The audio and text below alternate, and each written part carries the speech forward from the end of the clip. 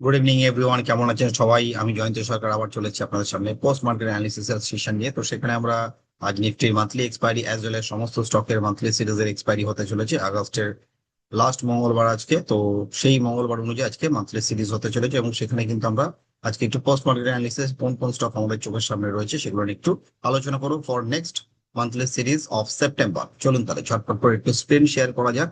সেখান থেকে আমরা সবার প্রথমে যেরকম পোস্ট মার্কেট অ্যানালিসিস এর আগে আমরা রিসার্চ ডিসক্লেমারকে সামনে রেখে কথা বলি, তো সেটাই আমাদের মেইন অবজেক্টিভ, যে আমরা যেটাই বলবো সেখানে কোনো রকম টেকনিক্যাল বায়াস ছাড়া কথা বলবো না। সেখানে equity market, derivative, commodity, currency যাই নিয়ে কথা বলি। শুরু থেকে শেষ অব্দি সকলকে থাকার আবেদন বা রিকোয়েস্ট, কারণ নতুন নতুন পিক্স আসতে চলেছে ফর নেক্সট মান্থলি সিরিজ এবং সেখানে কিন্তু দুর্দান্ত মোমেন্টাম আসার একটা প্রবাবিলিটি রয়েছে। তো চলুন চোখ রাখি আমরা। তো সবার আগে আমরা যে টেকনিক্যাল প্যারামিটার গুলো দেখি একটু জাস্ট বলে নিই প্রত্যেক দিনের ন্যায়। Candlestick, RSI, Bollinger band, open interest, সাথে আমাদের ক্রুড অয়েল, ডলার ইন্ডেক্সের দিকে একটু চোখ রেখে চলে আসি সরাসরি আমরা ইন্ডিয়া ভিক্স, সাথে সাথে আমাদের ডলার ইন ইউএসডি আইএনআর, এদিকে চোখ রাখি সরাসরি নিফটি, নিফটি টু নেক্সট স্টকের মোমেন্টাম।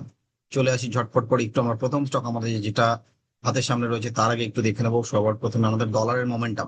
ডলার যেটা দেখতে পাচ্ছি আপাতত, তো ডলারে কিন্তু একটা ছোট ছোট করে আপওয়ার্ডস মোমেন্টাম দেখা যাচ্ছে। বাট এই বড় ক্যান্ডেলটাকে যতক্ষণ না কাটছে ততক্ষণ কিন্তু এর মধ্যে নেগেটিভিটি কোনোভাবেই কিন্তু যাচ্ছে না। এটা কিন্তু মাথায় রাখবেন, ডলারে ছোট ছোট গ্রিন ক্যান্ডেল দেখা মানে ডলার পজিটিভ হচ্ছে, মার্কেট নেগেটিভ হবে এরকম কোনো কিছু ভাবার কোনো বেকার বেকার কোনো কারণ নেই, ঠিক আছে। নেক্সট যেটা দেখতে পাচ্ছি ব্রেন্টফুড, এখানটা কিন্তু আবার অল্প অল্প করে কিন্তু নিচের দিকে মোমেন্টাম আসছে। RSI 60 রেজিস্ট্যান্স, আমি 2 দিন 3 দিন আগে অলরেডি বলেছিলাম যে 60 রেজিস্ট্যান্স এর কাছে দাঁড়িয়ে রয়েছে। যে কোনো মুহূর্তে কিন্তু উপর থেকে একটা বাউন্স ব্যাক নিচের দিকে আসতে পারে। তো সেই বাউন্স ব্যাক যদি নিচের দিকে আসে, তো ওপরে গিয়ে নিচে আসা মানে অলমোস্ট নিচের সাপোর্ট কিন্তু $89 যেটা রয়েছে, এটাকে যদি ব্রিজ করে তাহলে পরে কিন্তু নেক্সট লেভেল অফ সাপোর্ট সেই $80-82 যেটা রিসেন্টলি গেছিল অত অব্দি কিন্তু আমরা একটা ফল দেখতে পারি হয়তো। তো এই হচ্ছে বর্তমান কন্ডিশন ডলার ইন্ডেক্স এবং ব্রেন্ট ক্রুডের। একটু দেখে নেবো ইউএসডি আইএনআর, এখানে কি হচ্ছে। এখানে কিন্তু কনসোলিডেটেড মোমেন্টাম, কারণ আরএসআই তে কনসোলিডেশন দেখতে পাচ্ছি এবং প্রাইসে কিন্তু কনসোলিডেশন কন্টিনিউয়াস দেখা যাচ্ছে। ইন্ডিয়া ভিক্স যেখানে প্রত্যেক দিনের ন্যায় আজও কিন্তু একটা স্পাইক নিচের দিকে বানিয়ে উপরের দিকে চলে যাচ্ছে, মানে ভলাটিলিটিটা কিন্তু একটা জায়গায় গিয়ে স্থিতিশীল হয়ে যাচ্ছে। এই হচ্ছে মার্কেটের ওভারঅল ডিরেকশন, মানে যেগুলো আমরা কিউজ নিয়ে থাকি বা ডিরেকশন নেওয়ার চেষ্টা করি। এবারে চলে আসবো একটু নিফটিকে দেখুন। নিফটি বাবা জীবন কি করছে। নিফটিতে কিন্তু কোনো মোমেন্টাম নেই, বুলিশ স্পিকার আসার পরে কিন্তু ফলো আপ একটা ছোট্ট গ্রিন ক্যান্ডেল মানে পজিটিভ ক্যান্ডেল 20 পয়েন্টস এর, পরের দিন নেগেটিভ ক্যান্ডেল এবং আজকেও কিন্তু নেগেটিভ ক্যান্ডেল টিল নাও। এবার ক্লোজিং কোথায় হবে ক্যাশের পরে সেটা কিন্তু বলা মুশকিল। প্রথম ক্যাশে কিন্তু মান্থলি সিরিজের এক্সপায়ারি হতে চলে যায় আজকে এবং ভলাটিলিটি কি হবে সেটা কিন্তু শেষ অবধি, তার জন্য মার্কেটে 3:30 অব্দি অ্যাটলিস্ট ফোকাস রাখতে হবে। এবং সেখানে দাঁড়িয়ে যদি আমরা আজকের ওপেন ইন্টারেস্ট দেখি, সেখানে কিন্তু highest open interest till now দাঁড়িয়ে রয়েছে 24,100। সেকেন্ড হাইয়েস্ট ওপেন ইন্টারেস্ট দাঁড়িয়ে রয়েছে 92%, যেটা 24,150, যেটা ফুড সাইডে, মানে এটা কিন্তু স্ট্রং সাপোর্টের কাজ করছে 24,150 এবং 24,100। কিন্তু ওপর দিকে আবার রেজিস্ট্যান্স কিন্তু 24,200।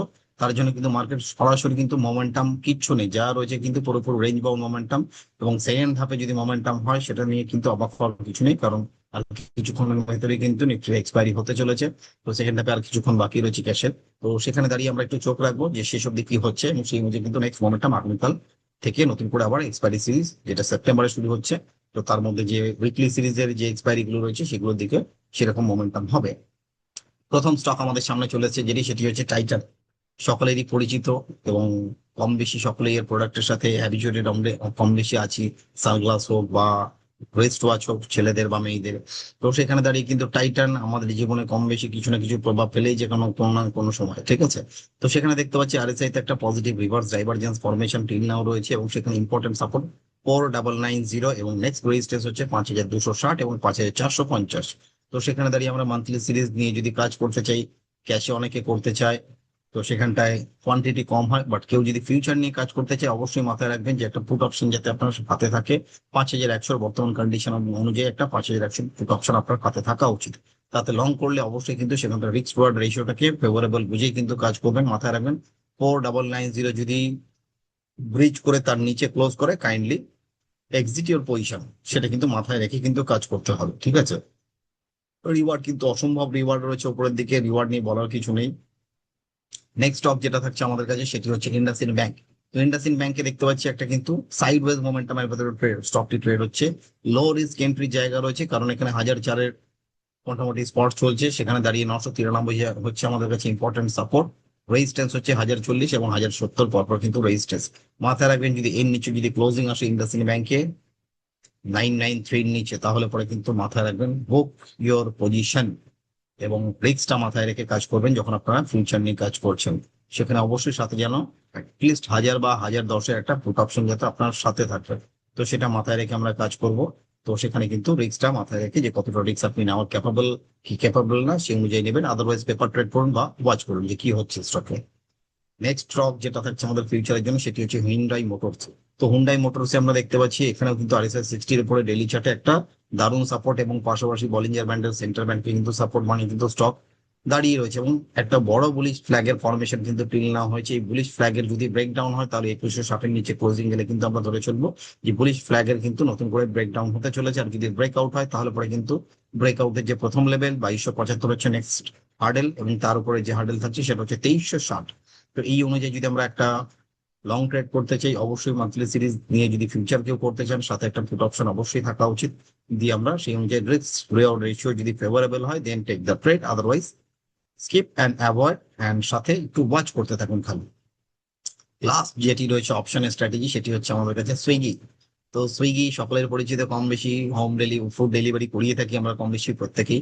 তো সেখানে দাঁড়িয়ে 270 হচ্ছে এর কাছে ইম্পর্টেন্ট একটা সাপোর্ট এরিয়া, যেটাকে ব্রিজ করে যদি ডেইলি চার্টে যদি ক্লোজিং আসে কখনো কাইন্ডলি বুক ইউর পজিশন।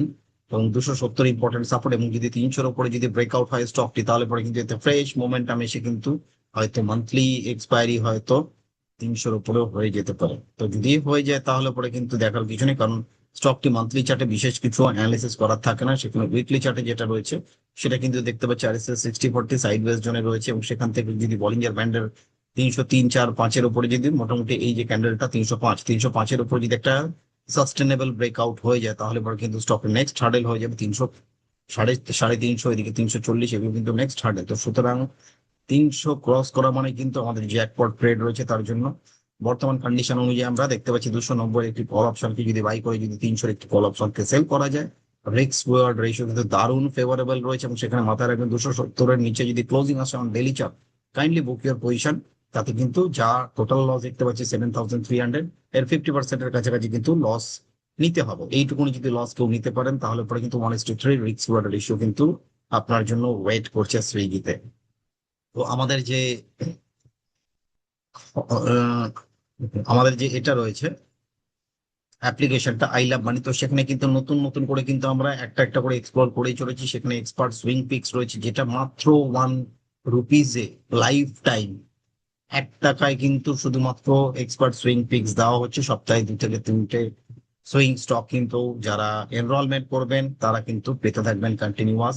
এবং পাশাপাশি আমাদের কমোডিটি এক্সপার্ট পিক রয়েছে, অপশন এক্সপার্ট পিক রয়েছে, ফিউচার এক্সপার্ট পিক রয়েছে, সাথে কিন্তু আমাদের ইন্ট্রাডে সুইং এর জন্য পিক রয়েছে এবং এভারগ্রিন ধনরাশি পিক কিন্তু আমাদের থাকছে। সাথে দুটি ফুল টাইম কোর্স যেখানে এনরোলমেন্ট করলে অবশ্যই আপনি মার্কেটের একটা এজ কিন্তু তৈরি করতে পারবেন, যে মার্কেটের যে trend up trend down trend বা সাইড সেটাকে অ্যাটলিস্ট আইডেন্টিফিকেশন করে কিন্তু সেখান থেকে নিজে নিজের মতন করে কিন্তু ক্যালকুলেটিভ ওয়েতে কিন্তু ম্যানেজেবল রিস্ক নিয়ে কিন্তু মার্কেটে পার্টিসিপেট করে কিন্তু সেখান থেকে এক্সপোনেনশিয়াল করতে পারবেন নিজের ওয়েলথকে আগামী দিনে।